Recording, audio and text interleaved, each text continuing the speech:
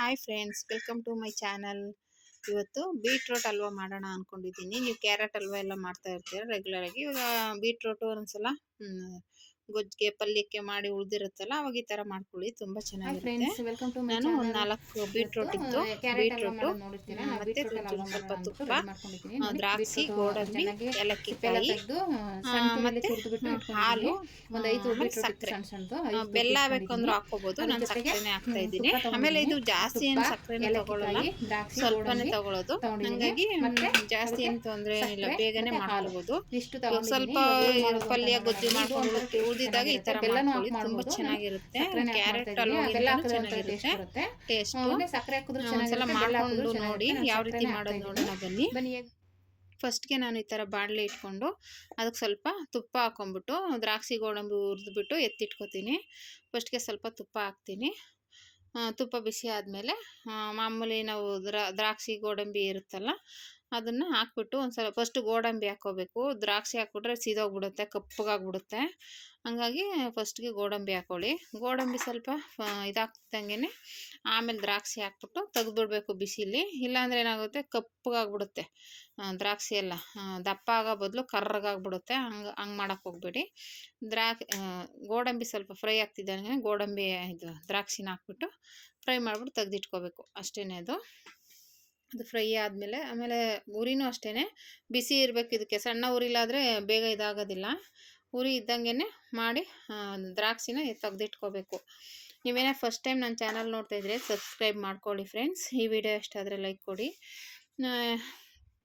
ಇವಾಗ ಇದನ್ನೆಲ್ಲ ತೆಗೆದು ನೋಡಿ, ಸ್ವಲ್ಪ ಅದು ದ್ರಾಕ್ಷಿ ಎಲ್ಲ ದಪ್ಪ ದಪ್ಪ ಆಗ್ತಾ ಇರುತ್ತಲ್ಲ, ಅವಾಗ ತೆಗೆದಿಟ್ಕೊಂಡ್ಬಿಡ್ಬೇಕು. ತೆಗೆದಿಟ್ಕೊಂಡು ಅದಕ್ಕೇ ನಾವು ಈ ಬೀಟ್ರೋಟು ತುರಿದಿಟ್ಕೊಂಡಿದ್ದೀವಲ್ಲ, ನಾನು ಆಮೇಲೆ ದಪ್ಪ ಅದರಲ್ಲಿ ತುರಿದಿಲ್ಲ, ಅದು ಸಣ್ಣ ಸಣ್ಣ ಕಣ್ಣಿರುತ್ತಲ್ಲ ಅದರಲ್ಲಿ ತುರಿದಿಟ್ಕೊಂಡಿದ್ದೀನಿ ಬೀಟ್ರೋಟ್ನ. ಹಂಗಾಗಿ ನೀಟಾಗಿ ಆಗುತ್ತೆ, ಬೇಗನೆ ಫ್ರೈ ಆಗುತ್ತೆ. ಇವಾಗ ಇದಕ್ಕೆ ಇದೇ ತುಪ್ಪಕ್ಕೇ ಇನ್ನೊಂದು ಸ್ವಲ್ಪ ತುಪ್ಪ ಹಾಕ್ಬಿಟ್ಟು ಬೀಟ್ರೋಟ್ನ ಅದಕ್ಕೆ ಹಾಕ್ಕೊಂಡು ತುಪ್ಪದಲ್ಲೇ ಉರಿಬೇಕು. ತುಪ್ಪದಲ್ಲೇ ಗಮ್ ಅಂತ ಅದು ಸ್ಮೆಲ್ಲು, ಹಸಿ ವಾಸನೆ ಇರುತ್ತಲ್ಲ ಬೀಟ್ರೋಟ್ದು, ಆ ವಾಸನೆ ಎಲ್ಲ ಹೋಗೋವರೆಗೂ ನಾವು ಅದನ್ನ ಚೆನ್ನಾಗಿ ಉರಿಬೇಕಾಗುತ್ತೆ. ಗಮ್ ಅಂತ ವಾಸನೆ ಬರುತ್ತೆ. ತುಪ್ಪ ಹಾಕಿರ್ತೀವಲ್ಲ, ಆ ತುಪ್ಪದ ಸ್ಮೆಲ್ಲೆಲ್ಲ ಬರಬೇಕು, ಆ ಘಮ ಬರಬೇಕು. ಅಲ್ಲಿವರೆಗೂ ನಾವು ಇದನ್ನು ಹುರಿಬೇಕಾಗುತ್ತೆ ಚೆನ್ನಾಗಿ. ಮಧ್ಯದಲ್ಲಿ ಬೇಕಾದ್ರೆ ಇನ್ನೂ ಸ್ವಲ್ಪ ತುಪ್ಪ ಹಾಕ್ಕೊಂಡು ಹುರ್ಕೋಬೋದು. ಅದರಲ್ಲಿ ನಾವು ಎಷ್ಟು ತೊಗೊಂಡಿರ್ತೀವಲ್ಲ, ನಾನೊಂದು ಅರ್ಧ ಕಪ್ ತೊಗೊಂಡಿದ್ದೀನಿ. ಅದರಲ್ಲಿ ದ್ರಾಕ್ಷಿ ಗೋಡಂಬಿ ಎಲ್ಲ ಹುರಿದಿರೋದು ಹಾಕಿದೆ, ತಿರ್ಗಾ ಸ್ವಲ್ಪ ಹಾಕಿದೆ, ಇನ್ನೊಂದು ಸ್ವಲ್ಪ ಉಳಿದಿರೋದನ್ನು ಅವೆಲ್ಲ ಹಾಕ್ಕೊಂಡು ಹಾಗೆ ಹುರ್ಕೊಂಬಿಡ್ಬೇಕು. ಒಂದು 5 ನಿಮಿಷ ಚೆನ್ನಾಗಿ ಕೈ ಆಡ್ತಾನೆ ಇರಬೇಕು, ಬಿಡ್ದೇ.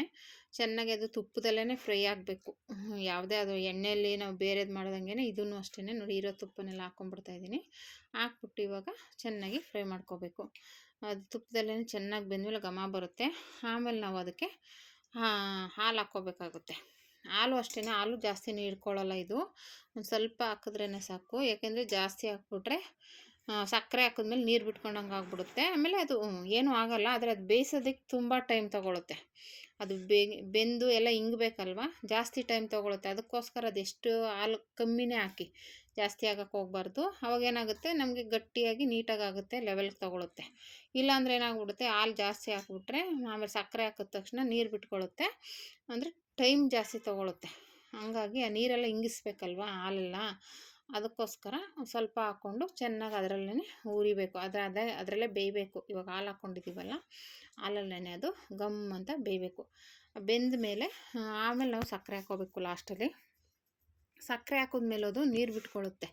ನಾವು ಯಾವುದೇ ಸ್ವೀಟ್ ಮಾಡಿದ್ರಾಗೂ ಅಷ್ಟೇ ಸಕ್ಕರೆ ಹಾಕಿದಾಗ ನೀರು ಬಿಟ್ಕೊಳ್ಳುತ್ತೆ. ನೋಡಿಕೊಂಡು ಹಾಲನ್ನ ಬೇಕು ಅಂದರೆ ಇನ್ನು ಸ್ವಲ್ಪ ಹಾಕ್ಕೊಂಡು ಅದು ಬೀಟ್ರೂಟ್ ಚೆನ್ನಾಗಿ ಬೇಯಬೇಕದು. ನಾವು ತುಪ್ಪದಲ್ಲಿ ಹುರಿದಿದ್ದೀವಲ್ಲ, ತುಪ್ಪ ಹಾಲು ಎಲ್ಲ ಮಿಕ್ಸಾಗಿ ಘಮ ಬರೋ ಥರ ಇದಾಗಬೇಕು, ಬೇಯಬೇಕು. ಆಮೇಲೆ ಸ್ವಲ್ಪ ಬೀಟ್ರೂಟು ಅದು ತುಪ್ಪದಲ್ಲಿ ಹುರಿದಿರೋದ್ರಿಂದ ಬೇಗನೆ ಬೆಂದೋಗುತ್ತೆ, ಅದೇನು ಜಾಸ್ತಿ ಟೈಮ್ ತೊಗೊಳ್ಳಲ್ಲ.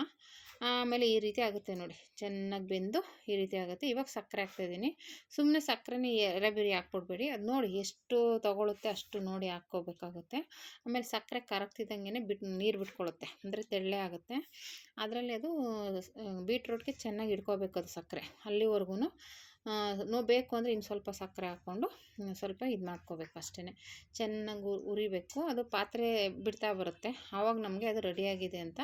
ಆವಾಗ ಬೇಕಾದ್ರೆ ಇನ್ನು ಸ್ವಲ್ಪ ತುಪ್ಪ ಹಾಕ್ಕೊಳ್ಳೋದು ಇಲ್ಲ ಸಕ್ಕರೆ ಹಾಕ್ಕೊಳ್ಳೋದು ನೋಡ್ಕೋಬೇಕು. ಅದು ಮಾಡ್ತಾ ಇದ್ದಂಗೆ ನಿಮ್ಗೆ ಬೇಕು ಅನಿಸಿದ್ರೆ ಹಾಕ್ಕೋಬೋದು. ನೋಡಿ ಇನ್ನು ಸ್ವಲ್ಪ ಸಕ್ಕರೆ ಹಾಕಿದೆ ನಾನು. ಈ ರೀತಿ ಹಾಕ್ಬಿಟ್ಟು ಆದಮೇಲೆ ಲಾಸ್ಟಲ್ಲಿ ನಾವು ಏಲಕ್ಕಿನ ಪುಡಿ ಮಾಡಿ ಇಟ್ಕೊಂಡಿದ್ದೀವಲ್ಲ, ಪುಡಿ ಹಾಕಬೇಕು. ಹಾಗಾಗಿ ತುಂಬ ಒಳ್ಳೆಯದು ಬೀಟ್ರೂಟು ಆರೋಗ್ಯಕ್ಕೆ. ಈ ರೀತಿ ಮಾಡಿಕೊಂಡು ಟ್ರೈ ಮಾಡಿ, ಮಕ್ಳಿಗೆ ಮಾಡಿಕೊಡಿ, ತುಂಬ ಚೆನ್ನಾಗಿರುತ್ತೆ. ಒಂಥರ ಮಿಠಾಯಿ ಥರ ಆಗುತ್ತೆ ಅಲ್ವಾ, ತುಂಬ ಟೇಸ್ಟಿಯಾಗಿರುತ್ತೆ. ನೋಡಿ ಈ ರೀತಿ ಅದು ಸಕ್ಕರೆ ನೀರೆಲ್ಲ ಇದಾಗಿ ಗಟ್ಟಿಯಾಗಬೇಕು, ಅಲ್ಲಿವರೆಗೂ ಸ್ವಲ್ಪ ಹಂಗೆ ತಿರುಗಿಸ್ತಾ ಇರಬೇಕು ಬಾಣಲಿಲಿ. ಆಮೇಲೆ ಏನಾಗುತ್ತೆ, ಆ ನೀರಿನಂಶ ಎಲ್ಲ ಹೋಗಿ ನಮಗೆ ಗಟ್ಟಿಯಾಗುತ್ತೆ. ಆಮೇಲೆ ಅದನ್ನು ನಾವು ತಿನ್ನೋಕ್ಕೆ ರೆಡಿಯಾಗಿದೆ ಅಂತ ಅರ್ಥ. ಅದು ಇದೇ ರೀತಿನೇ ತಿರುಗಿಸ್ಕೊಂಡು ಪಾತ್ರೆ ಆ ಕಡೆ ಈ ಕಡೆ ಬಿಡುತ್ತೆ, ಆವಾಗ ನಮಗೆ ಗೊತ್ತಾಗುತ್ತೆ ಸ್ವಲ್ಪ ಇದು ರೆಡಿಯಾಗಿದೆ ಅಂತ. ಹಂಗಾಗಿ ಅಲ್ಲಿವರೆಗೂ ಸ್ವಲ್ಪ ತಿರುಗಿಸ್ತಾ ಇರಬೇಕು. ನೋಡಿ ಇದೇ ರೀತಿನೇ ತಿರುಗಿಸ್ಕೊಂಡು ಮಾಡಬೇಕಾಗತ್ತೆ. ಕ್ಯಾರೆಟ್ ಹಲ್ವನೂ ಇದೇ ರೀತಿಯೇ ಮಾಡೋದು, ಆದರೆ ಇದು ಒಂಥರ ಬೀಟ್ರೂಟ್ ಹಲ್ವ ಜಾಸ್ತಿ ಮಾಡಲ್ಲ, ಒಂಥರ ಕಲ್ಲರ್ ಇದಾಗಿದೆ ಅಂತ. ಆದರೂ ಆರೋಗ್ಯಕ್ಕೆ ತುಂಬ ಒಳ್ಳೆಯದು. ನೋಡಿ ಈ ಥರ ರೆಡಿಯಾಗಿದೆ. ಇವಾಗ ಏಲಕ್ಕಿ ಪುಡಿ ಹಾಕ್ಬಿಟ್ಟು ಇದನ್ನು ಒಂದು ಬಟ್ಲಿಗೆ ಹಾಕೋಬೋದು. ಇವಾಗ ರೆಡಿಯಾಗಿದೆ ಇದು. ಏಲಕ್ಕಿ ಮಿಕ್ಸ್ ಮಾಡಿಬಿಟ್ಟು ಇವಾಗ ಇದನ್ನು ತೆಗೆದು ಒಂದು ಪಾತ್ರೆಗೆ ಹಾಕ್ಕೋಬೇಕು. ಹಾಕ್ಕೊಂಡು ಆಮೇಲೆ ದ್ರಾಕ್ಷಿ ಗೋಡಂಬಿನ ನಾನು ಇದು ಮಾಡ್ಕೋತೀನಿ. ಜಾಸ್ತಿ ಇದು ಹಾಕ್ಕೊಂಡಾದ್ಮೇಲೆ ಅದ್ರ ಮೇಲೆ ಮಿಕ್ಸ್ ಮಾಡಾದರೂ ಹಾಕ್ಕೋಬೋದು, ಬೇಕಾದರೆ ಮೇಲೇ ಇದು ಕಾಣೋ ಥರ ದ್ರಾಕ್ಷಿ ಗೋಡಂಬಿನ ಹಾಕ್ಕೋಬೋದು. ಈ ಥರ ನೋಡಿ ಎಷ್ಟು ಚೆನ್ನಾಗಿ ಕಾಣಿಸ್ತಾ ಇದೆ. Thank you for watching friends.